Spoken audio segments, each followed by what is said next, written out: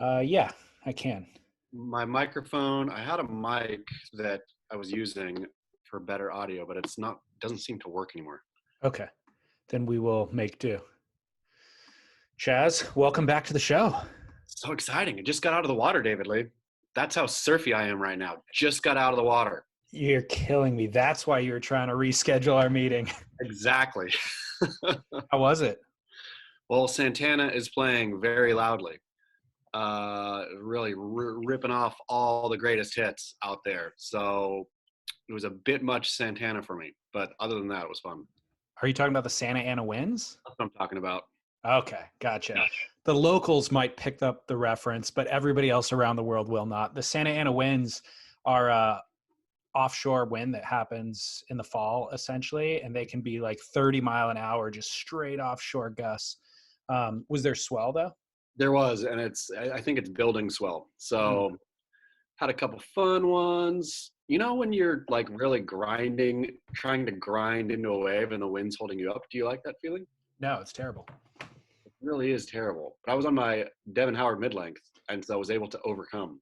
Yeah, that's helpful. I thought if I was on a shorty, I would have got blown right out. You were saying you're surfing a lot right now. I actually am. How good does that feel? So good. Good. I'm on a real microdose. Uh, Drop kid off at school, go like catch 3 waves, and then Perfect. get to work. Are you participating in that 3-wave challenge? No, is that a thing happening right now? It is. Damn it. I hate having a mustache in the month of November.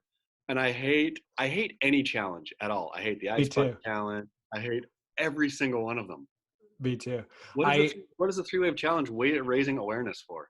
I don't think it is actually raising awareness. It's just like, hey, we're all getting middle-aged or older. Let's hold each other accountable to do this thing. That makes me sick to my stomach. Well, the funny thing is when somebody sent it to me, I was like, I would probably go surfing every day, but now that you've like mandated this challenge, I'm just not going to do it. Like I'm against it. I feel so bad. I wonder if people in the lineup are watching me catch my 3 waves and go in and say, "Look at that guy. On your mid-length. Yeah, he's been living a healthy lifestyle. He's reached middle age. He's on his mid length. Yeah, I've actually been surfing more on my little album 20 though. Oh, really? I've been getting shorty. Yeah. Nice. I supposedly have one coming. I got fins for it and everything. I just haven't seen it yet, but I'm excited to try that and review it for listeners too. Very fun. So yeah, that's, by the way, I wasn't even going to bring this up, but since you're talking about surfing, I have to.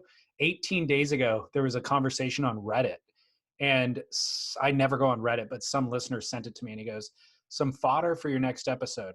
Chaz popped up on Reddit where a user questions his surf skill. Rory Parker then opines that he's basically a Val. This spawns the question for the need for a surf journalist surf off, featuring, of course, Chaz versus Ashton. Please discuss for our amusement. Oh, sure. I would beat Rory. I would smoke Rory in a heat. I'd lose to Ashton. Well, I've never seen Rory surf. How do you have such confidence? I just know what he rides performance longboards, and I think he sucks. I think he's like out of shape and shitty. And so I think Rory Parker cannot surf a shortboard. So even if we were on mids, I would smoke me some Rory Parker. Ashton, I would get smoked by. Yeah, Ashton surfs well.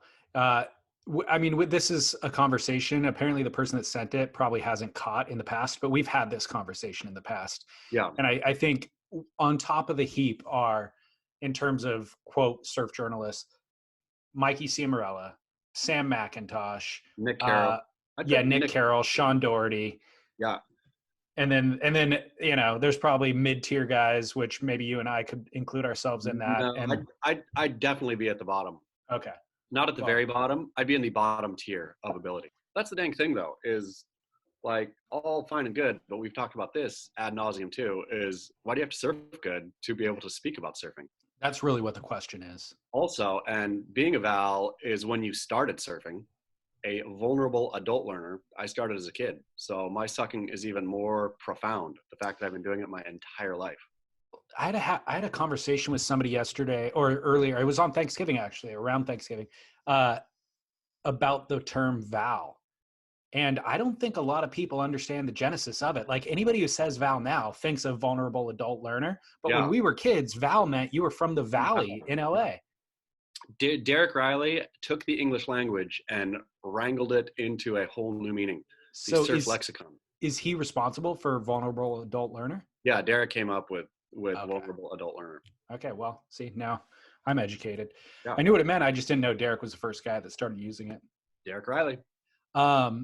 Okay, so the question though, if you don't have to be a good surfer to be a good quote surf journalist, you at least have to be a surfer. Oh Like, yeah, of course. I don't think you can really understand the sport without doing it all of the time, and even better, doing it for decades on end. I mean, Whether or not you develop a proficiency at it, I think is the part that doesn't necessarily matter. I would argue that you can't be, or it'd be difficult to be a Val surf journalist. Like I think growing up with surf as your North Star Yeah. is important for the craft of surf journalism. So I would argue that, yeah, the ability doesn't matter. It's just how long you have surfed. Right.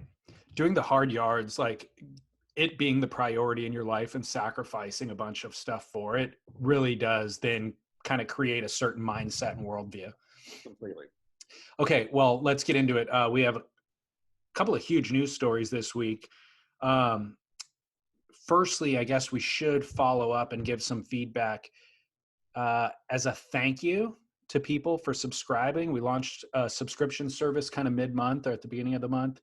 And if I'm going to I've kind of taken the advertising off the program for this last few weeks, just so I could delineate the two different feeds and make sure that, People are, people are getting an ad-free experience if they're going to pay for it. But anyways, I'm going to reintroduce advertising next week. So if you, the listener, want to listen to Chaz and I pitching BetterHelp counseling and Manscaped, then you can stay right here and listen to the podcast for free, or give us $5 a month and subscribe. You'll get an ad-free experience, full access to the archives, win surfboards, etc. Stick it to Manscaped. Stick it to them. Nobody believed that you were actually using that product anyways. I'll stand by betterhelp.com. A lot of people will need it, and they're a great sponsor for 2021.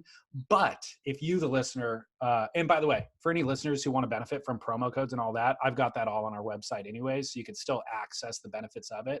You just don't have to listen to Chaz and I regurgitate the same ad over and over. And by the way, that $5 will go a lot farther towards increasing the quality of this show. I want to do like at the end of every event, maybe even live during the finals and following, like rolling into a post show, you and I, let's get Maurice Cole on, let's get Derek on, and we'll do it really professionally. We'll pay for a service better than Zoom and like really offer an alternative commentary stream. 100%. That's exciting. Exciting days ahead. Well, those things cost money, dude. That stream costs money, and we got to pay. If we're going to have like Maurice or even Derek on, we got to pay him. That's true. Also, regarding the subscription thing, we gave away an album soft top yesterday. Graham Waltzer, he's a Los Angeles photographer. He's been a longtime donor to this show. He's been donating on PayPal for years now, maybe even since the beginning. So Graham Waltzer won the album soft top. That is phenomenal. Did you draw names out of a hat? They have this Wheel of Fortune function on the internet for free where I just copy and paste all the names in, puts them up on the little spinning wheel, and you click it and it spins and randomly selects a winner. Wow. I didn't know that. Yeah, it's pretty awesome. Well, it's great that a longtime supporter won.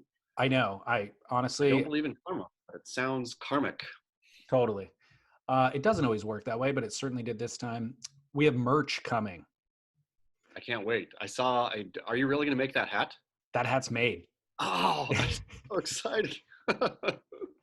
So this came from a listener. The idea was you've softened in the recent years. So we want to make Chaz grit again. And it's a full knockoff of the Trump hat. It's embroidered, but it's a black hat with white stitching. So you can find those on surfsplendorpodcast.com. Probably within a week or two. We'll obviously let listeners know. And then I sent you logo designs a while ago. We're doing a Fox News logo knockoff for the grit. Really like it. I think that was Chris Cote's idea originally. Yeah, I feel that we've gone away from the sort of alt-right, which maybe to promote that shirt, I should start spewing more hard right talking points, I agree. Well, that's part of election making you grit fraud, etc. again. It's part of making you grit again. Yeah, it's true. Right. So it all falls in line together. So all that merch is coming. Okay, so a couple of huge news topics. One is the start of the 2021 season at Pipeline, but you and I are going to start off with Surfline's $30 million investment. Wow. What did you think when you read that? Did you read this news? I did. Okay. I think it's a phenomenal thing. Sure. But specifically because of the people that are investing in the company and the work that they've done in the past. Do you know what percent they own of Surfline with that infusion? I do not. And that I could not find that information anywhere. So I was trying to figure out what Surfline's full valuation would be if 30 million, yeah, what percentage of the company that is. Make a guess. What do you think? I mean, to me, it would be like all of it, but clearly it wasn't because it was. I think they got overpaid times 3. Yeah. I mean, who even knows what their revenues are, right? They don't disclose how many subscribers they have. We have no idea how much ad revenue they're doing. So it's pretty difficult for us to figure out from the outside. The story was, though, highlighted that this what was the company's name? They did it again. The Chernin Group, TCG. The Chernin Group, his whole thing is about subscribers and having a subscriber base, and so they own other properties with subscribers. Surfline has subscribers who are buying the product, so off it goes. And I think that's where, or from my reading of it, that's where the investment is going, is back into making better webcams, like making the subscriber experience better, not into content or media. So I'll give listeners a quick rundown. TCG, it's a venture affiliate of the Chernin Group that invests in media, entertainment, and tech business. It's investing $30 million in Surfline, a media company that is focused on surfing coverage and live wave and weather forecasts for surfers. This all comes from Axios, by the way. So the big picture is that for Chernin, the investment follows a similar pattern, like you mentioned, of investing in niche content businesses that don't rely on advertising. So they invested $50 million last year in the hunting media brand Meat Eater. Are you familiar with Meat Eater? I am. I think just from getting served stuff in my Apple news feed, sometimes I will catch a Meat Eater article. Which is honestly probably part of TCG's investment, because you weren't getting those fed to you the previous year. So that becomes relevant for our conversation. But TCG also took a majority stake in Food 52, a home and food site, for $83 million last year. This week, it was just announced that Hodinkee, which is a watch blog, like a luxury watch blog, just got $40 million investment. Some of that is from TCG. Tom Brady is one of the investors in that group as well. Other brands that they've worked with in the past are Barstool Sports, Pandora. Surfline, of course, is privately held, headquartered in Huntington Beach, California. They have employees around the country. The business is Surfline's business, $9.99 monthly subscription, a little bit of advertising. Company says that it has an audience of over 3 million people, but of course it doesn't disclose how many of those people pay for a subscription. The money will be used in part to improve Surfline's technology arm, which powers obviously swell and weather modeling. They have a new CEO as part of this deal, which I think is kind of interesting. His name is Kyle Laughlin. He was the SVP at Disney for global games and apps. And then most recently, he was working for Amazon on the Alexa gadgets. So he works in that space. It's kind of tangential in terms of the products that those companies were using compared to what Surfline is using. But maybe not anymore. Maybe, I mean, if it's all going to up the quality of the app, et cetera. Yeah. Yeah. And he, by the way, Laughlin told Axios kind of what you said, that his goal is to do what TCG has done, which is to kind of line up several lines of revenue tied to the loyalty of the hyper niche audience. And then they hope to one day venture into commerce, which I think is kind of interesting. But I can reference, so Meat Eater and Barstool Sports, by the way, which is one of their other investments, are two things that I really wouldn't have followed. Like, I don't hunt. I don't really follow ball sports, but I now do. And I actually watch Meat Eater, which is started with a television program on the Sportsman channel, and now it's on Netflix. Netflix bought a bunch of the seasons. I watch that show. It's super compelling, and I'm fascinated by, they teach you about, migration patterns of the animals and how to butcher the animal in the field and all of the hardship that comes with a hunt. And I'm still not inclined to hunt, but it's fascinating to me, the non-user. And same with Barstool Sports. I wouldn't have sought out Barstool Sports, but through probably this investment, they've kind of created all these different tentacles and arms out into my world. And they're posting funny videos. They have kind of acerbic commentary on whatever it is that the basketball player did that was crazy. And they deliver it to me in a funny way that's a concise package. And now I'm a follower of it. And I look forward to it. Whenever Barstool Sports pops up on Instagram, I want to see it because I always have a laugh. We've been harping or I have been certainly for years and years of my surf journalist life on how the non-surfer will never be interested in surfing. And will never be interested in the shoulder programming. They won't be interested in any part of it. But to me, these kinds of things, like you're not a hunter, but you watch Meat Eater, don't like stick and ball sports, but you follow Barstool, which makes me think with better content, you could get a non-surfing audience to follow surfing. The problem is that WSL has just punted on any good content, and maybe Surfline is, even though this deal is not going to content, maybe broadening, not surfing's appeal per se to have somebody go surf, even though I'm sure that's part of what they're going to be trying to do, but just getting people interested, maybe part of the play. But Surfline needs a vastly superior or an upgrade, I think, in its content. Like Surfline's content, Surfline is great as a service, but its content is terrible. It's interesting because the content used to be good. Yeah, but now it's so bland and boring. It's like, it's just such a snooze. So they're wise. I think TCG is wise to invest in the core product, which is the subscriptions, obviously, and just kind of expand upon that. But I think that the tentacles that can reach out into the community are content. So, Yeah. and the fact that they were a leader in that space, Surfline was a leader in the content space at one point, means that they can get back into that. And like you said, the WSL isn't great at the content side of the game other than the main events that they do. And so this actually leaves a real opportunity for Surfline to step up and to take some of that space back. What they should do an easy play, just buy Beach Grit.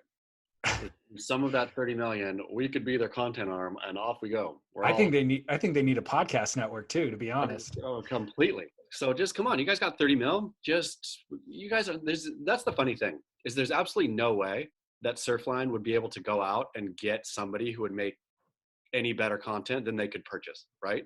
I mean, totally. There's no way you're going to find somebody or bring somebody up who's going to be able to actively, like, it has to be a surfer, like we've talked about, to, I think, reach and understand that audience, and then figure out what your sort of the stuff you can grow off that is. But so everybody exists. We know everybody who could help make Surfline's content better.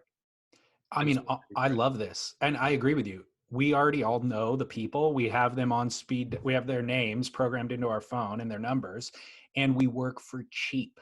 From that 30 million bucks, they could buy all of us, and we would all just be on the same team. We could roll up Surf Splendor and Beach Grit for what? We could roll it up for, they got 30 mil. I would be satisfied with, I'm going to say 7 mil. For both of us together, or just for Beach Grit? Yeah, both of us together. 7 mil out of 30. I'm in. Yeah, I'm in. Here's the deal. I'm young. I've got a lot of energy. I could take that money, put it to good use now, and then still have plenty of time to do another passion project. I'll sell out. I mean, but wouldn't you, like, that's the thing. Surfline is positioned, if they could figure out media, they would be positioned to not only, to basically own surfing, to do what the World Surf League thought that they were going to do under the ZIF regime. Like 100%. Surfline could start doing contests. They could start, they could do anything.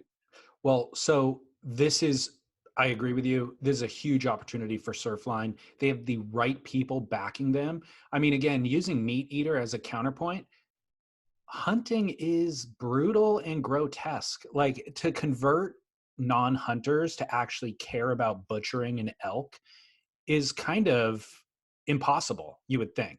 And But the fact that I wonder if the grotesqueness though gives it some kind of appeal, right? Where surfing doesn't have maybe something that's grotesque, but surfing does have something that's beautiful and aspirational. I way mean, better, way, yeah, I mean, if you just looked at it on paper, surfing is way easier to sell than hunting, yeah, you know, to a broad audience that doesn't do it.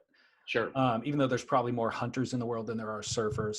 Well, so what I like about this is it seems with all the examples that I've given for this company's investments that they stay true to the core business and its core offerings. So Meat Eater still has, and by the way, keeps the founders involved. So Meat Eater still has Steve Ranella at the forefront of that brand as the spokesperson of the brand. I don't know what the guy's name is who owns Barstool, but he's still the guy posting selfie videos shot in his home office on his own iPhone, giving you the minute update every day on Instagram. And by the way, doing it kind of off the cuff. It's not as if there's a team of producers and lawyers designing the script for him to make sure he doesn't overstep anything. Which is So why, which is what people originally loved about Barstool Sports, is it was the counterpoint to ESPN and sort right. of packaged sports programming. So they've been able to grow the business around that core model. So I think that's exactly what the surf world needed, so as not to step on the core audience, which has always been the problem. This is kind of just like get behind the core, create more tentacles out into the community, and fund it and let them do their thing. So I think this is a great thing. Me too. I was excited, and yeah, I think it'll infuse. I mean, just even that cash infusion Yeah, into anything surf is great. totally. I'm going to start spending that 7 mil, by the way. I'm starting You to should. fantasize, You should. You should. I start mean, looking to lease a Maserati. it'd be honestly a no. Oh, stinking Maseratis. It'd be a no. It'd be a no-brainer for Surfline though It really to would. roll up Beach Grit and Surfliner. Just gotta say. Totally. Fully agree. And by the way, I'm committed to the workload. I will Oh do what yeah, Steve Ranella's doing at Meat Eater. I will do 20 podcasts a week if that's what's required for that 7 million bucks. the hard yards. Why are you anti Maserati? Because, imagine you. I mean, it's just crazy to me that you would buy a Maserati over a Porsche. They're the same price. Who's the Maserati person? Like, if you want an Italian car, you get a stinking Ferrari or a Lamborghini. You don't get a Maserati. I think those are different price points. I think They Ferrari and are. Lambo are twice the price, at Sure, but least. then don't get a damn Italian car. Go Uh, get a German car. so are you just a huge Porsche fan? Is that where this is at? I am a huge Porsche fan, but I think Porsche is so vastly superior to Maserati in every single way. And if you can get them both for the same price, what would possess you to buy a Maserati? What's your favorite luxury car? Porsche. Yeah.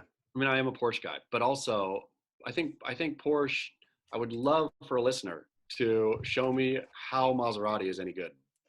Um, how many Porsches have you owned? I have owned 0 Porsches, but the wife has owned 3 or 4 Porsches. In the time that you've been with her? Yeah, Okay. yeah. What's your favorite make and or what's your favorite model? Oh, the Panamera. Really? Yes, it is so good. I mean, the 911 classic. But if once I get my 7 million, my share of the 7 mil, I want to buy a 914. The real, we've talked about that. The real janky little Porsche. Love it. So the reason why you and I are talking about this is because I forget his name, but give me the story.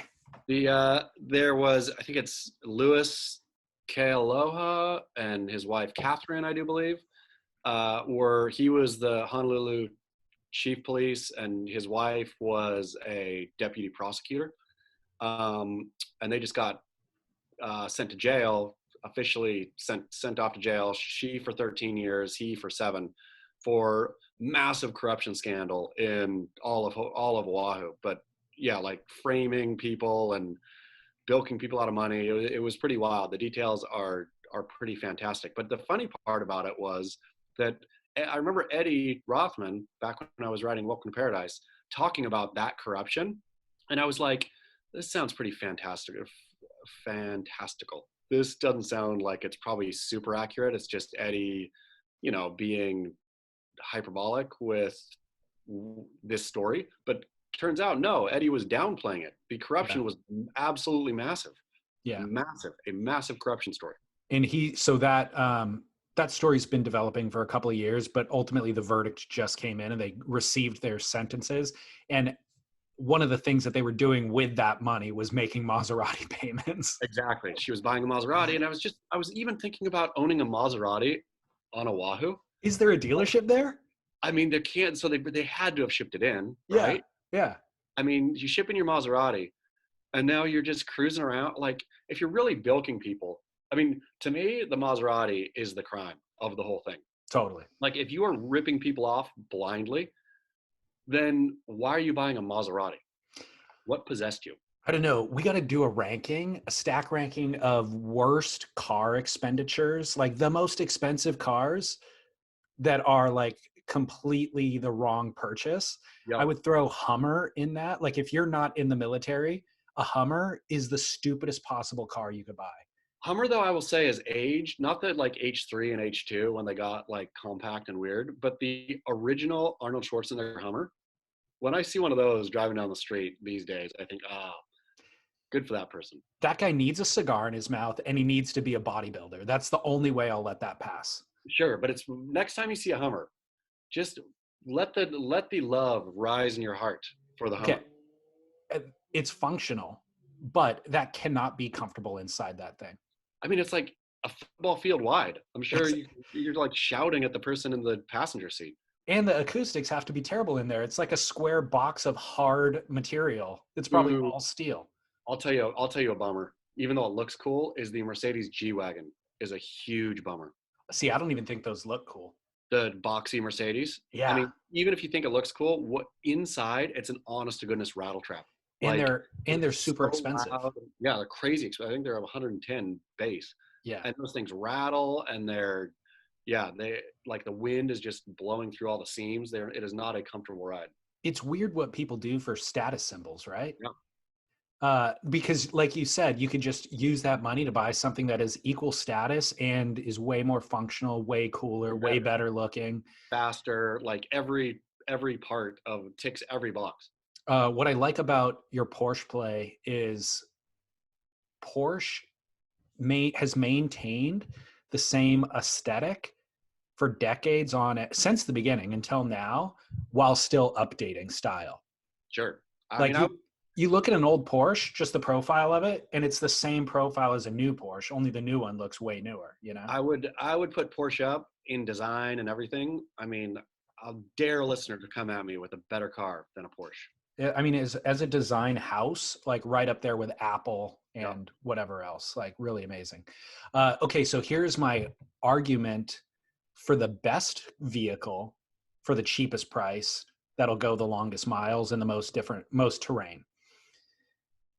You'll appreciate this from the Middle East. The Toyota Hilux or Helix. The Hilux, it frustrates me so badly that they don't sell Hiluxes in the States. I want to import one. I mean, I think they sell them in Mexico. I think it'd be super easy. I don't know what the fees are of driving your new car across the border, but yeah, I do not know why Toyota does not make Hilux or Helix, whatever it is. Is it Hilux or Helix? I don't know. Hilux probably. But I don't know why they don't make them in the United States. Do you think the Mexico one is the same as the Middle Eastern one? Yeah, it is. It's the same. Like a German Mercedes is different than our Mercedes. Yeah, I mean, it appears to be the same from what I've seen. But the best ones are the older ones, right? The older Hilux, like a early 2000s or the 90s Hilux. So awesome. So those things honestly are designed for the desert in the Middle East, and they go 400,000 miles. All that you need to do is put gas and oil, change the oil, put gas in it, or diesel, or what it probably runs on diesel actually. And they're cheap. It's crazy. It's like they manufactured a car that doesn't break down and will go forever, and then realize that's a bad business model and you want people to actually have to pay the maintenance and servicing and buy a new one, and so they ditched it, or didn't introduce it to us. It's really sad. It's really sad. I think even Europe has it. I think Europeans get their Hilux. I do too. We got to get on that. Yeah. It doesn't come with a lot of status. That's the problem. I mean, man, if I saw Hilux here, I would crank my neck 360 degrees checking it out. Because that person knows something and they've been some places. Of course. All right. So we've got the start of the 2021 season. This is the 50th anniversary of the Pipe Masters. Tuesday, the 8th, looks to be which is the first day of the window to run the event. It looks to be the largest day in the swell forecast. Looks like the swell's actually going to hit a day or two prior, clear out all the sand, and the 8th should be the biggest day within the window. It'll probably be contestable on the 9th and the 10th. Then there'll be some more surf around the 12th to the 14th, it looks like. This will be a broadcast-only event. Permits are being granted as a non-spectator film production rather than a surf contest. This is the first event of the 2021 season. So, Chaz, what are your opening thoughts?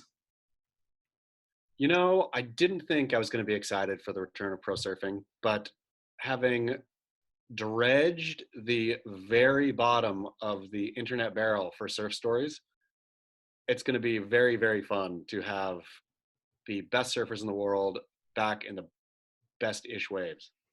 I'm excited. I couldn't be more excited. Yeah. I mean, your initial, I think, being against starting the season at Pipe, do you think differently about that now? No, I just wanted to start. I mean, to me, they should. I don't know again why they did that and why that was because that was even their move pre-COVID. Yeah. So I don't know. I still don't understand that. Pipe to me is the culmination. It is the perfect historical place to end the tour. You got to throw it all on the line, a wave of consequence, et cetera, et cetera. So yeah, no, I don't like that they're starting there, but I just like that it's starting. I think that it's actually fortunate that we're starting there because there couldn't be a more exciting start. Whether or not it was a good decision pre-COVID, doesn't even matter at this point. It is starting there, and this is a spectacular way to kick off the year. I have a bunch of questions and concerns COVID related. Like, is everybody going to make it? Are all the competitors going to make it? Well, I mean, the crazy thing now, even, last time we even spoke of this, like the NFL is basically having to shut down, or they haven't shut down yet, but it's really on the kind of, I don't know, in the danger zone of just having to shut the whole season, where I was thinking before, like, come on, NBA did their thing, NFL is doing their thing, college football is doing their thing, but apparently now it's all caught up. And so with, NFL being in real trouble, college games getting canceled every week. So it seems like surfing is going to start right in the middle of at least the competitive sport landscape getting shuttered again. So I received a DM, gossip, rumor, completely unsubstantiated. But so much of our rumors, like, they come straight from the source, you know what I mean? Or like 1 degree removed from the source, that we have to qualify it as an unsubstantiated rumor, but it's pretty legit. And a lot of them come to fruition. Yeah. And the person was saying, ultimately, Dirk Ziff is tired of cutting checks, and COVID really exasperated his interest in maintaining this thing. And the revenue model that they're pursuing kind of coming out of COVID looks pretty grim and doesn't look like he's going to be able to justify the expense anymore. So 2021 is going to be a half-assed season. Like, they're going to just like, well, we're supposed to be doing this. Let's just put one foot in front of the other. But there's almost no chance of Ziff being involved in 2022. Wow, that's a heavy rumor right there. It is. So and by the way, I went on to look at the tour schedule for this year. G-Land has mysteriously disappeared off the schedule. Oh, really? Yeah. Ooh. So a couple things here. So if this is true, I mean, I guess at some point, like anything, at some point you just get sick of something and you're over it, and there's never a right time to get out at that point, right? I mean, the right time obviously hindsight 2020, right time for Ziff to get out would have been 5 years ago. Would have been like 2 years after he started. exactly like looking at the landscape. I mean, really seeing Elo come in and promise what he promised and then have to pivot away from that model of we're going to be, yeah, we're going to have a tour, but the best part about what we're going to do is going to be our programming. Yeah. And to see nothing become of any of that, you would have had to have thought would have been, okay, like if then, because they've totally pivoted back now, we are a tour, right? That's Yeah. we are a professional sports tour where you're just praying to someone like, I don't know, who was it about Surfline? TCG. The Yeah, Churning Group. you throw us some money too. Let's roll in Beach Grit, World Surf League, and Surf Splendor under Surfline. There we go. We got it all. The problem is Surfline has a solid, loyal revenue model of subscribers. So it's a good investment for the Churning Group. They could build off that. The WSL has been grasping for revenue in different ways and pivoting and then giving a half-assed attempt and then pivoting the other way and going back to what they originally thought, buying a wave pool. Like hindsight 2020, do you think that they should have, or if you were them, would you have said, we got to make the subscriber like basically day one? We're going to shed some, eyeballs initially, but if we make a good enough tour, those people will complain, and then they will, pay the whatever $9.99 a month for professional surfing.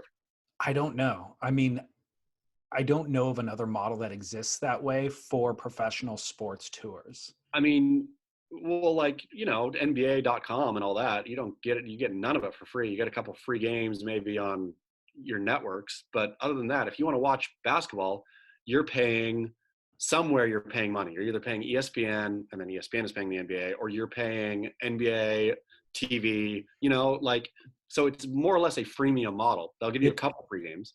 But the core of their business is broadcasting on national television for, with advertising all of the season. I don't know that it is though, because they only broadcast a couple games. Really? Yeah. I guess I don't follow it close enough. Yeah. If I'm a Lakers fan, which I am a Lakers fan, I will get maybe, I don't even know. Let's say 15 games a year out of the 50 or whatever they play, right? And so if I want then to watch more games, then I either have to, get ESPN, which will give me a few more, or if I want them all, I have to get the league pass from NBA TV, which is, whatever it is. So $60 or whatever. I'm totally throwing out nonsense numbers right now. It's one of the things I do best. But anyway, it is a freemium model where surfing could have given broadcast pipe for free, but then you've got to buy the league pass for the rest of them. Yeah. And as you're saying that, I'm realizing the example I've given over and over for the last 5 years is the UFC. And that is pay-per-view. That's the pay-per-view model. You get zero. I mean, and the fights you get for free, you can get some for free on ESPN or whatever, or I think broadcast TV too. But, you get the real down card fights for free, right? And that, by the way, was introduced later. The original model was pay-per-view. And so, yes, to answer your question now that I've thought it through, yes, they should have been a subscription model. And the fact that they were ever pursuing we'll give it away for free on our website. And that's the other thing is they never had the deals with the networks in the first place. It was always only on their website, worldsurfleague.com. And so why wouldn't you charge for that? Would you pay? I mean, that's the problem is UFC. It's, there's a start time and a finish time more or less, where surfing, you don't know. But would you say this first day, if the swell window is looking epic for the 8th, would you pay-per-view on your TV, broadcast in high quality? Would you pay-per-view pro surfing? 100%. What would you spend for day one of pipe? Assuming it's epic, assuming, forecast says great surf. I guess, what would I spend? What is my threshold? Yeah. I mean, do you buy UFC fights? I don't. I have a couple of times. I generally don't. I could watch the highlights on Twitter, that night within minutes, but I would pay, I don't know, $10 or something for an event. maybe You more. were 30? I mean, I paid $10 for the Stab 100 event. I mean, I think ultimately you buy a season pass, right? So what's the number for the season pass? And maybe that's $100 a year, $120 a year for 12 events. So it'd be $10 event, $10 per event. But I think that's reasonable. I think that's a reasonable number. I don't know if they could run their business on that number, but if they added on sponsors, they should be able to figure out a way to make it work. But back to the reality, not hindsight. So if he's over it and they half-ass this year, that would mean that if you can't get there because of COVID, you can't get there because of COVID. Big deal. We're still going to run it. Like, we don't care. If all the Brazilians aren't there for an event, I guess tough beans. That's the way it is. So that's what they're going to do. That's what is the suggestion, is they'll do the best they can, run out as many surfers as they can, and at as many stops as they can. Ones that get shut down, who cares? Surfers can't come, who cares? We're just finishing this season. I think it could just slow, like they'll just run out of gas. It'll slowly trickle to an end. Yeah. And by the way, all the while, it appears Elo is probably telling Ziff, hey man, we've got this deal with ABC. The Ultimate Surfer is coming. That's going to be this like fire starter that's going to change everything. And there's probably one or two other deals as well, but too little, too late. Does that thing have an air date yet? Not that I know of. So I agree. They finished filming, I think, right? So they theoretically should have I'm gonna have to look at that. But yeah, I think again, you look at if their business. So I think if Ziff is willing to keep it going for another 3 to 5 years, they need to pivot back to events. Events are what they're good at. The content has not been great that they've generated since this takeover. And there's too many other, like, unless I don't know, like I watched John Florence Tokyo Rising. Yes. The kid kills it, right? He's got like this small team, Parallel C is the name of the production company, that just puts out stellar work, and they stay in their lane. John is their lane. They stay true to his interests. So sometimes it's a little sailing movie. Sometimes it's surfing. This one was about him trying to qualify for Tokyo last year. And they put it on Amazon Prime. It's like they work the right deal. They elevate the art in terms of great surf film, appeals to the masses because it's related to Tokyo, the Olympics, and then we'll put it on a platform. We'll do a deal where we're going to get paid because it's sponsored by Cliff Bar and they're selling it to Amazon Prime, and that'll reach the largest audience. It's just very kind of narrow focus. We're in our lane. We know what we're doing. Here's our goal, and they work towards the goal. And it's better content than what the WSL puts out. Like, I watched every minute of it and I was compelled by it, and the surfing's phenomenal, It's crazy. And the fact that he's a World Surf League surfer that they're unable to utilize, more or less, even though it's not like John is Dane Reynolds, that he's off doing his own thing completely. He is a CET surfer.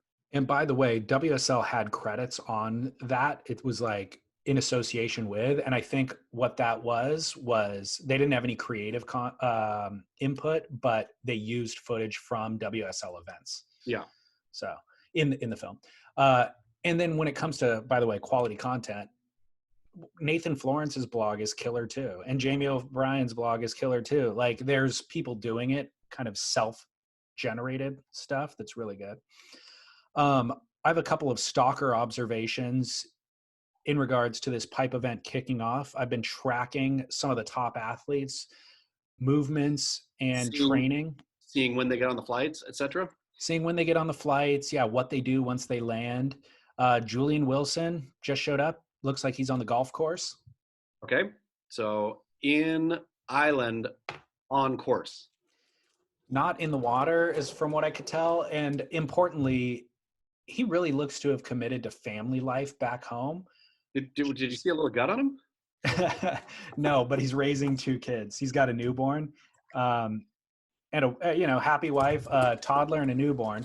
And it's great. It's like awesome. Do the dad thing, especially in the year of COVID. Why not spend time with family, which he's got more time at home probably in this year than he's had in 10 years put together.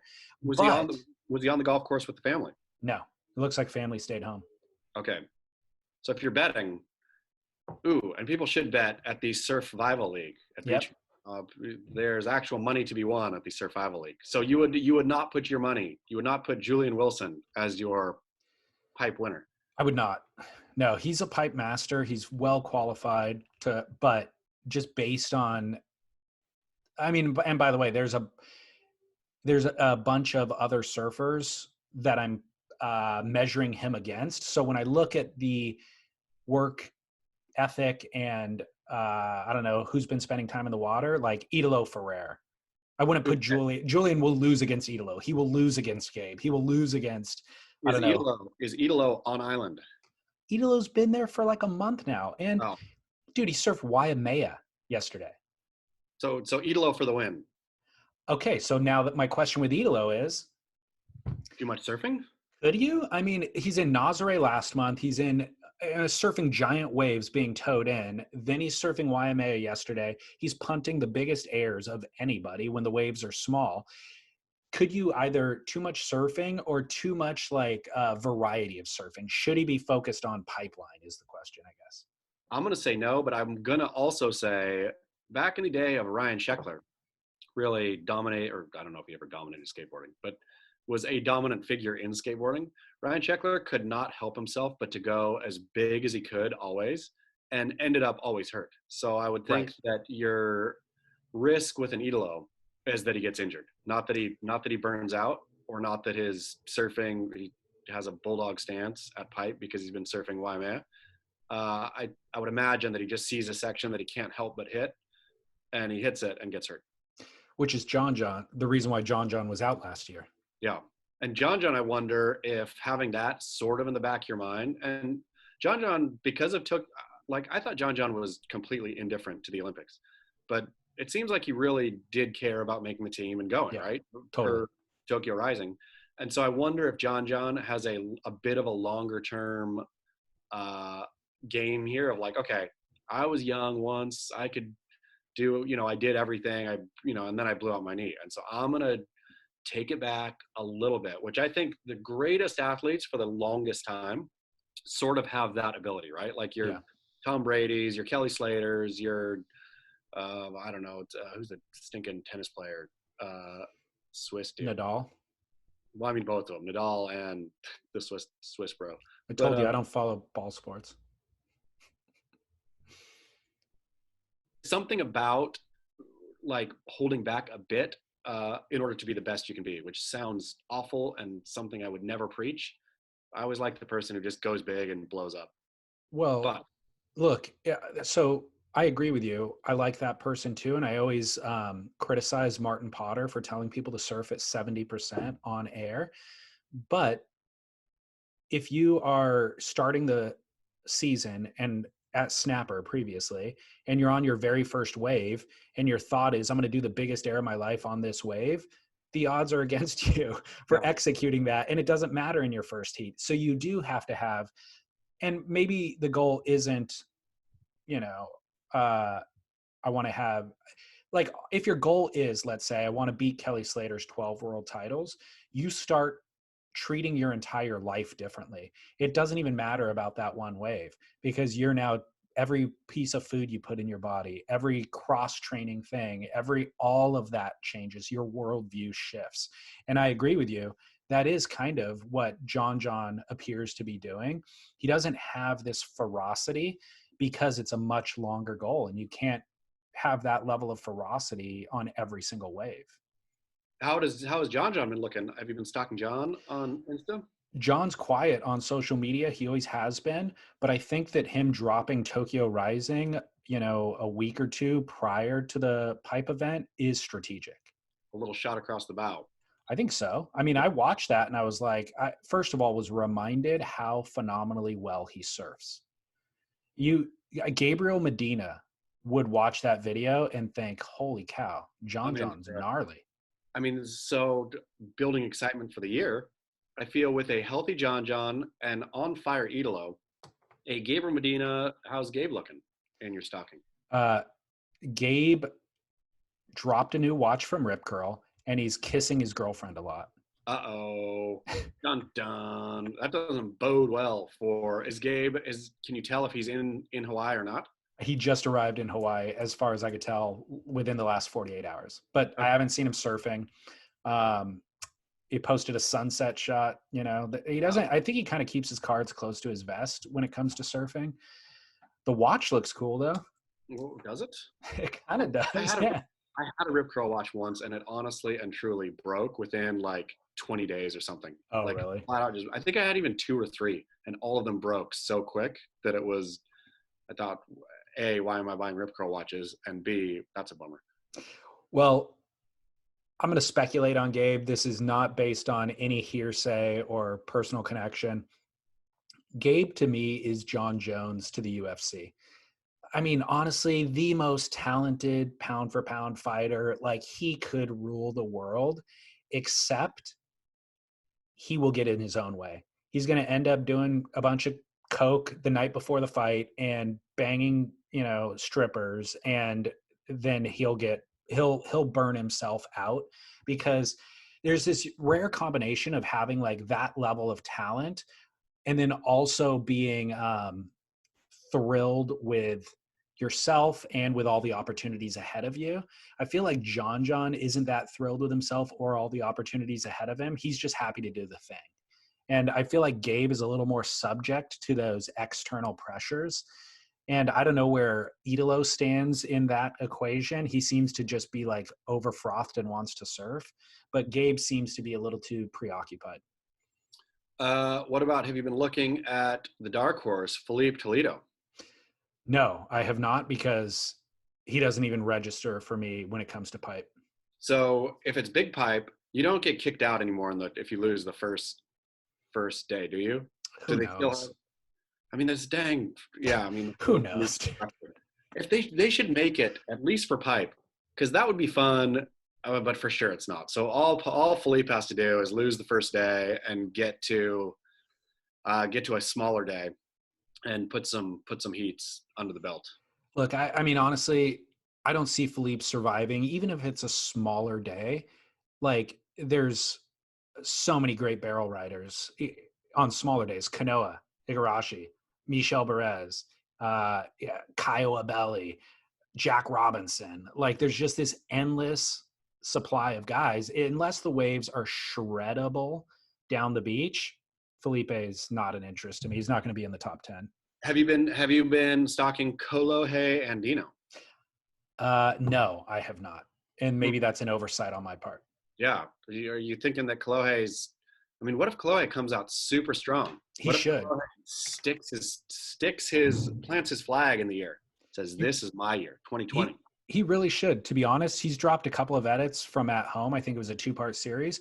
The guy's form is unbelievable. I mean, there's no holes in his game, really.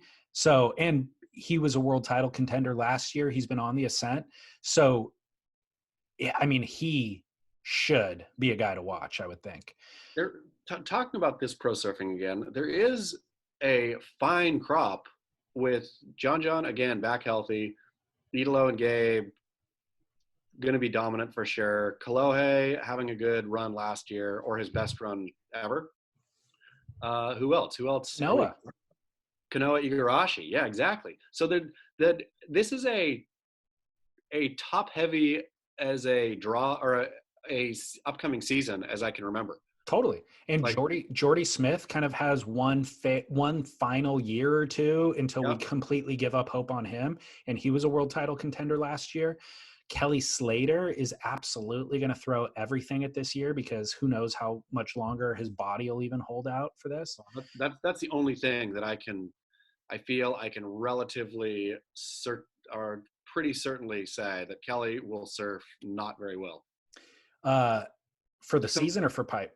I'm going to say the whole season. I'm going to say he'll surf well for himself and it'll be fine enough.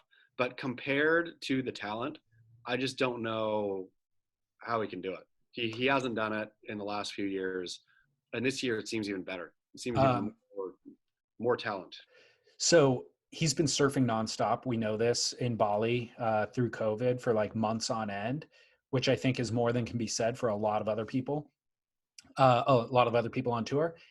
And if the waves are big at pipe, you can never bet against him, no matter how old he gets. I mean, I don't know. I don't know anymore. Well, last year, what did He you do at made pipe he last year? he made the semis last year. Oh yeah, he did good. Okay, great. Who's your survival league pick? My survival league pick is got to be John Florence. Well, then you can't use him for the rest of the year. Yeah, but You only get to pick an athlete for one event, and then you can't use them anymore. And John's never won pipe. how great is that format? It's really good. I mean, sometimes the flaws are apparent in hindsight, but just looking at it from the outset, it looks simple. It's just so, I mean, instead of your dang point tabulation and all that, it's simple, it's easy to understand, and there's real money to win. Yeah, I contributed my $20 on Tuesday, and I set up my pick for pipe. So the way it works for listeners is $20 buys you the whole entry into the whole season, and you only get to pick one surfer per event, and you don't get to pick that surfer through any event for the rest of the season. So it might seem obvious to pick somebody like Idolo going into pipe because he won last year. He's the defending world champ, but you might want Idolo for France or for Portugal, or somewhere else down the line where there's less clear winner. So Jeremy Flores, for example, would be a good pick for pipe because you're not going to want him for anywhere else on tour, but he's a 2-time pipe master. Who did you pick? Did you pick J-Flow? That's a good idea, actually. I don't want to say because what if listeners then pick based on my my suggestion? That's true. You could throw some smoke here, though, if you want. I know. Yeah, exactly. Tell them to pick. I'm actually gonna rethink my pick now. I have not locked my pick in yet. Okay.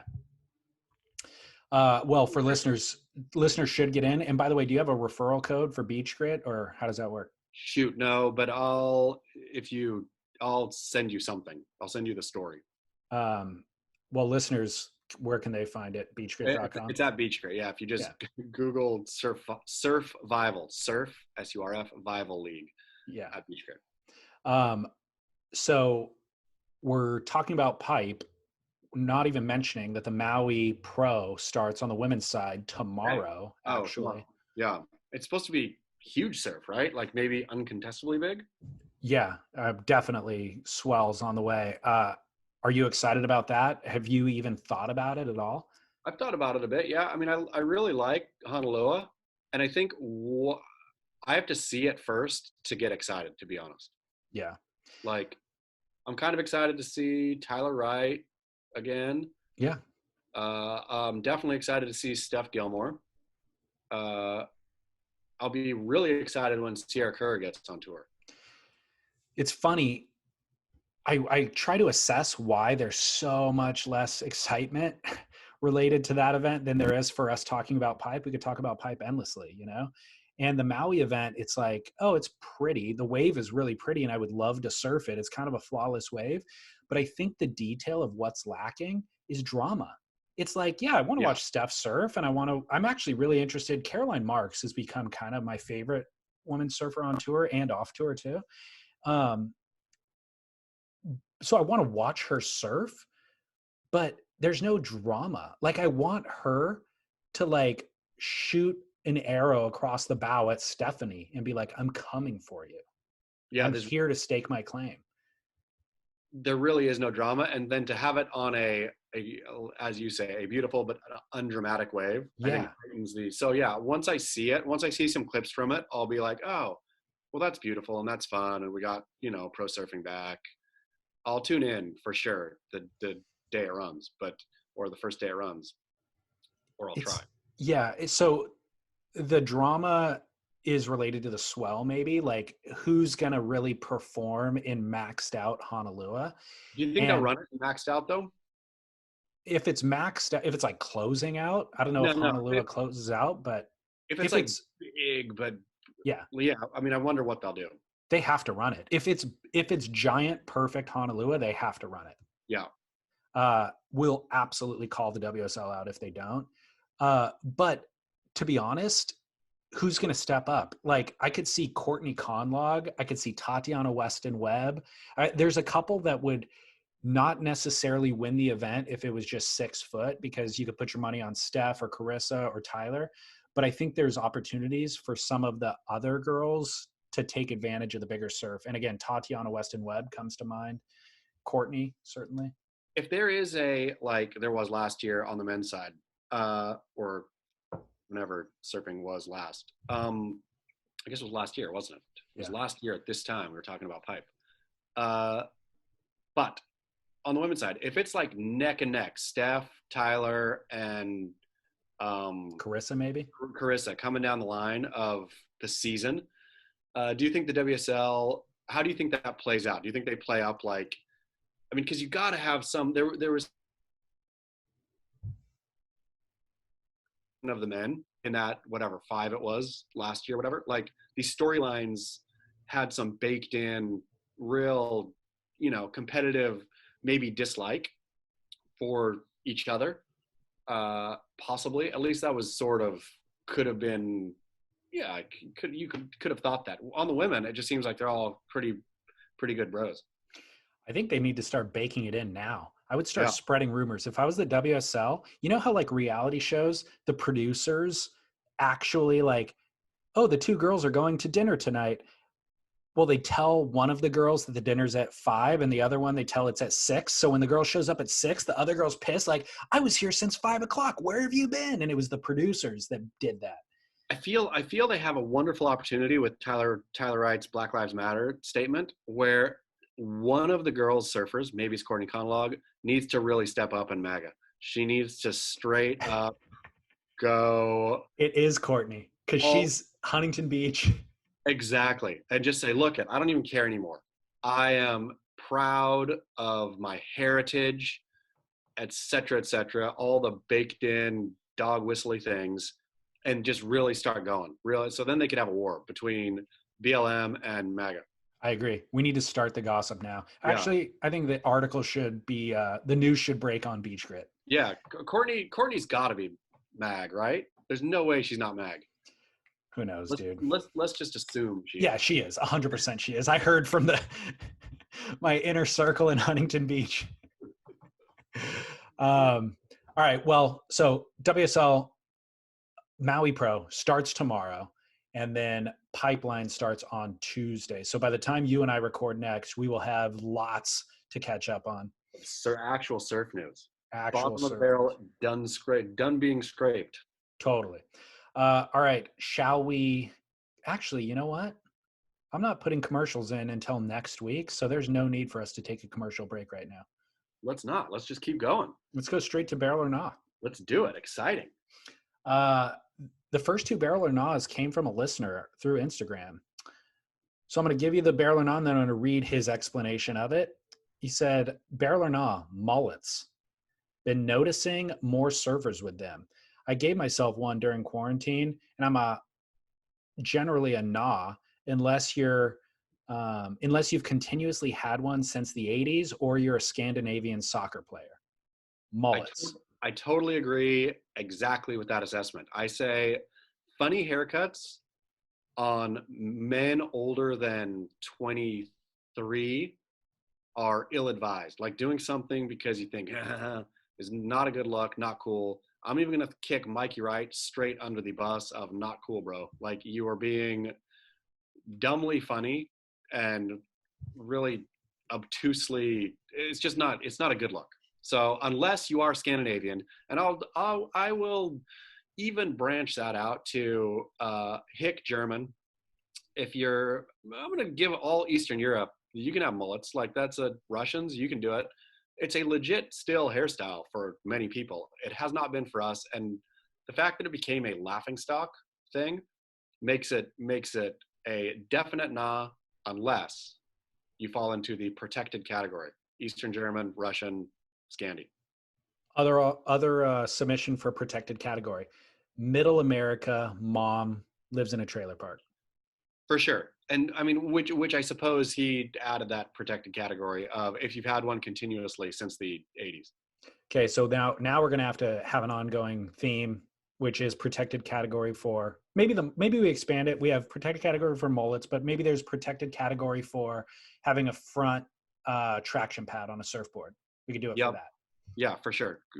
Protected category for white wetsuits. Yep. If you're a tiny little Tasmanian you can have a front traction pad. That's a protected category. If you do 3-foot straight airs, you can have a front traction pad. Yeah, great. Perfect. Yeah, protected category is a nice, it's great. I like thankful to the Instagram user for bringing this up. If you have 3 world titles, you could wear a white wetsuit. Ooh, I'm going to say you have to have 4. Okay. So Mark Richards and Kelly Slater can wear one, and Stephanie Gilmore. That's it. MR, Steph, and Kelly. Perfect. Yeah. Gabriel, keep trying. John, keep trying. Yep. All right, cool. So mullets, we're going no in general. Here's the thing. I agree with you. Protected category. I see a mullet in the wild sometime, and I look at the person, I make the assessment, and I go, you know what? They don't know any better, and it kind of suits their overall lifestyle probably. Oh, fine. So yeah, so I'm kind of no judgment, but the novelty mullet, I stopped laughing at long ago. Exactly. The novelty mullet is no longer even remotely funny, nor is it shocking or anything. It just shows you have a bad sense of humor, Mikey. Totally. Right? Totally. You in the bad sense of humor category. Now, one caveat to this is, what if you do have long hair and maybe quarantine is part of the equation, and you just cut your hair into the funny style for 24 hours and then you cut it off tomorrow? No, because it's not a very funny joke. What if you have a Christmas or a Halloween party to go to and it fits the costume? I suppose if you're going as Billy Ray Cyrus to Halloween, then that's fine. Okay. But here's another caveat.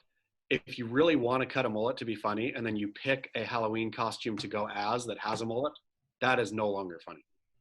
If you really wanted to go as Billy Ray and then you happen to have long hair and so you cut a mullet, great. If you want to cut a mullet and then pick Billy Ray to go as, not cool. What if you use an American Eagle's talons to cut your mullet? That's okay. Okay, cool. That's protected. That's protected category. Got it. All right. Barrel or not, number 2, drinking in the shower.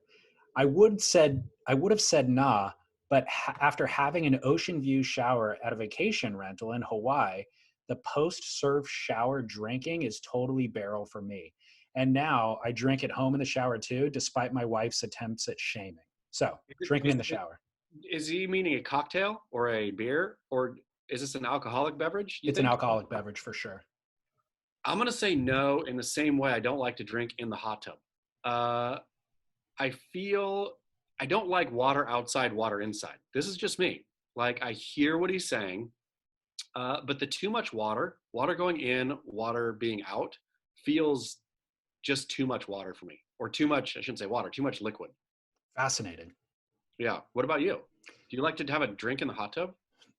So I've never thought about the hot tub drink, and as you're saying it, I don't think I enjoy it. I do always implement it, and then it's like awkwardly positioned behind me, and I'm worried somebody's going to kick it. And usually the ground around the hot tub, it's like not level, so the drink is always kind of at risk of falling. And also it's rapidly heating. Like, unless you're drinking a hot toddy in the hot tub, which maybe I'll make that a protected class in this scenario.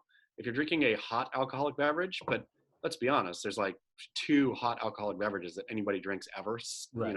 Eggnog but then also eggnog's cold. Yeah, but can't you do a hot nog? No way. Hot dairy drink?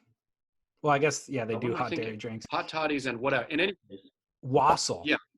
Yeah, there we go. But no, I'm saying no barrel again, because just unless you're taking a freeze, there's too many problems for me. Okay. Too much liquid.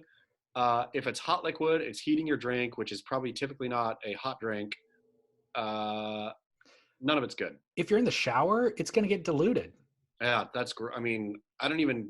and also I don't want to pound a beer in the shower. Like, I want to shower quickly and then get out and drink a beer. And you generally aren't going to drink a beer anyways. You're going to have a cocktail. So it's a wide mouth vodka glass getting soaked and diluted in your shower filth. It's really gross. Yeah. I think for me, this is a problem of cleanliness more than anything else. It's kind of like, I am in the shower to purge the filth that is on me, and I don't need to be ingesting any sort of nutrients or liquid while I'm in there purging. The other thing too, I think a side issue here is the listener did something on the islands that worked on the islands. Very rarely are you allowed to import things from the island here. For example, So on the true. islands, you can wear shorts and flip-flops and unbuttoned, Hawaiian shirts. You can wear all manner of things on the island. You can do all kinds of stuff there. You can live your island lifestyle. You do not import that back to California or wherever you live in the United States of America on the mainland. You go back to your thing that you do here. Importing island things is a not barrel. Totally agree. This is a great point. We are tearing this guy down, punching him in the mullet and slapping his shower beverage out of his hand. I side with his wife personally. His wife makes an excellent point as far as I'm concerned.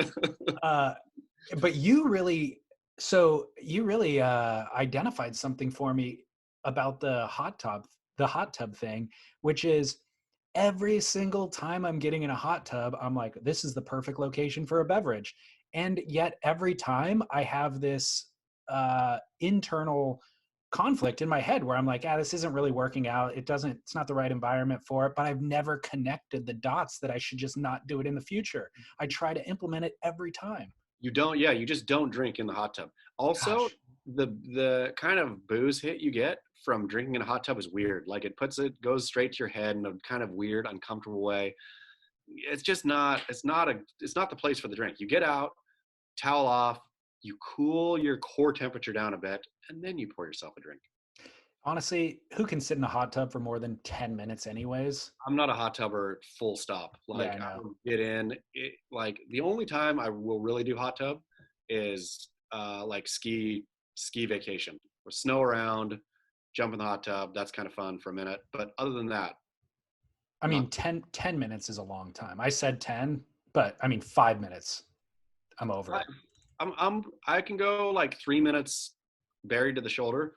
Then I have to get up and sit on the edge and just dangle my legs in. That's my typical. And then you get too cold within 3 minutes too. Like you honestly have to there needs to be the mid step, or you sit on the entry steps on the one where it's like your navel is covered, but your chest is exposed. That's the only comfortable temperature in a hot tub. That's not like there's so many better places to sit and spend your time than on the top step of a hot tub. By the way, as far as I'm concerned, all hot tubs have a flawed design by making the main seat way too low. They should be where that step is. Who wants to be buried? Who can take weirdos? Probably swingers and stuff, For sure. That's why swingers have hot tubs. Yeah. Protected hot tub category, swingers. I don't want to be stewing in their filth either. No, but they want to. That's exactly what they want to be. All right, final barrel or not. This is not from a listener. This is relevant to the season. Fake Christmas trees. Oh, funny you ask. Funny you should ask. Because you guys bought one? No, but just last evening was out eating sushi. Could still do that in North County, San Diego. Out in the outdoor tent eating sushi. On the television at the neighboring restaurant, a big widescreen TV was like NBC's Rockefeller Center Christmas special, which was just absolutely mockable. Like, there's nobody in the audience. The singers are out there singing to nobody. And the lineup was like the Goo Goo Dolls and oh gosh, yeah, Meghan Trainor. I mean, it was just, the whole thing was laughable. I couldn't hear any sound like we were, outside. It was inside, but it was like sort of mesmerizingly bad. And then they go to where they got the Rockefeller Christmas tree from this year. It was some small town in somewhere, looked like, and again, couldn't hear, so don't know, but small town, upstate New York, let's say. This giant, beautiful tree was growing in their town square, and out comes the chainsaw. That they showed it. All the townspeople like happy about it and stuff. So this tree was a beautiful tree, taken out of town square. For the first time, I thought, why the hell they should just have a stupid fake tree at Rockefeller Center, which made me open up my heart to the idea of a fake Christmas tree. So I'm going to say barrel. I love the real Christmas tree, for the house. I love the way it smells. I'm a real Christmas tree guy, but they should have fake Christmas trees at Rockefeller Center, and a lot of places should have fake Christmas trees. It would make their life a lot easier. Yeah, and better. Wait, so the small town, were they proud that their tree was going, or were they pissed? No, I think it seemed on TV. NBC wouldn't have shown the pissed ones, I don't think. It seemed like everybody was really proud. There was only like, a social distance 10 people, but Right. standing around like, yay, they looked like they were cheering but they totally showed. I could see I don't know what the producers were thinking, because I'd have to think, I'm no tree hugger, but it was like, whoa, what are they doing? Right. Like, I don't know why they didn't cut from the tree in the town, like all the people cheering, and then just basically cut to Rockefeller Center, and here it is now. But no, they showed the chainsaws coming out, just sawdust, the tree's blood being sprayed.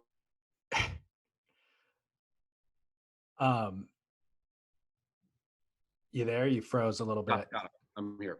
Okay, cool.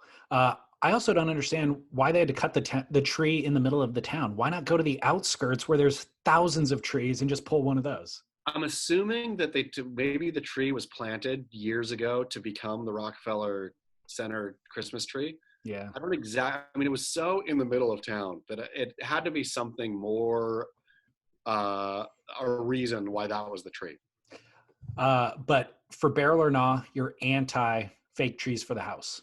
I'm anti-fake trees for the house. Like there's a whole Christmas tree farm industry, right? It's not like they're going in the forest cutting Christmas trees. I feel that Kelly Slater is going to come swinging in and get mad at me for saying this, but I feel it's like environmentally cool, right? Like you have a tree in the house and you pitch it in I think it maybe heats up, if I recall, heats up landfills or something, but whatever. I cut my Christmas tree into little bits and throw it in the greenways.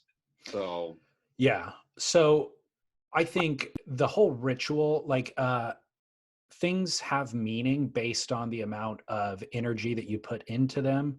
And the ritual of Christmas is all that Christmas is. Like getting excited for it, planning gifts for your people, your loved ones that you're going to give, going through the effort of going to wait in line to get them those gifts. All of that resets your values in life for what is meaningful to you and what you're grateful for and all of that. And I feel like the Christmas tree kicks off the season, and the ritual of going to do it on a cold night and carrying it. And like you said, once it's in the house, the smell and all of that is the experience. The idea of going to Costco and then storing it in your garage or wherever and having it just completely, it is the wave pool to the ocean surfing experience to me. I totally hear you. Protected class, Rockefeller Center. True. I'm fine with that. That's it. Or any shopping center. I see like Sure. the ones in our local shopping centers, those are fake, Yeah, and it doesn't need to be real. It's not like, No. It's only the look and stuff. It's not like it's smelling of pine in the shopping center. So do you have a tree yet? Not yet. Do you? Yeah, we just got it Monday night. Okay. Probably should have gone Monday. I feel I'm blowing, leaving these days on the shelf. Exactly. You really are, especially with kids in the house. But I mean, yeah, probably go on Saturday. I knew a couple of people that did it Thanksgiving weekend, which I thought was a disaster. Like, don't go. That's going to be the most crowded weekend. If you want to avoid the crowds, go Monday. We went Monday. But I had a little scenario that I'll replay to you. I've traditionally bought my trees at Home Depot. Yeah. And, 6 to 7 foot tree or whatever, you're looking at, I think the price has climbed over the years. You're looking at about 60 to 70, maybe $80, right? Does that sound right? Yeah. So this year we're en route to Home Depot and we pass the local, private Christmas tree lot. And my girlfriend, who we're living together now since April, is like, oh, let's just pull in there. And I'm like, in my head, my first thought is, I don't know, I just feel like it's going to be more expensive than Home Depot, right? But look, we're living together. I don't want to be the cheapskate. And this is more convenient. And I think part of being a couple and that life is like you sacrifice, you spend a little bit more for convenience sometimes. When I was single, no problem. I'll just drive the extra twice the distance to Home Depot. So we go in there and no prices are listed. We grab the tree, 6 to 7 foot tree, take it up, $105 plus the stand. We're out the door for 160. Yeah, of course. The tree from the lot. I learned this a long time ago, or in the marriage at least I've learned this. But the family likes to go to the lot, and so that's what it is. But so what you have to do is reprogram of you're paying for the lot experience. And if I recall, there was something bad about Home Depot trees, like they're using Cambodian children or something to cut them down, or something like that. That's funny. I never read that story, and I don't think that sounds accurate. So I feel okay with buying my tree at Home Depot. But the funny thing was, like, while I was having this internal conflict where I was like, $160 for a tree? Like, I don't think I've ever paid more than 80. I mean, 80 at the max after tax and everything, you know? So this is double. In my head, this is double. As I was having this internal consternation, I looked over at her face and she was traumatized by it too. And she's just like, are we getting ripped off? And I was like, yeah, 100% we're getting ripped off. So then we're trying to convince one another. We're like, yeah, but this was right around the corner from the house.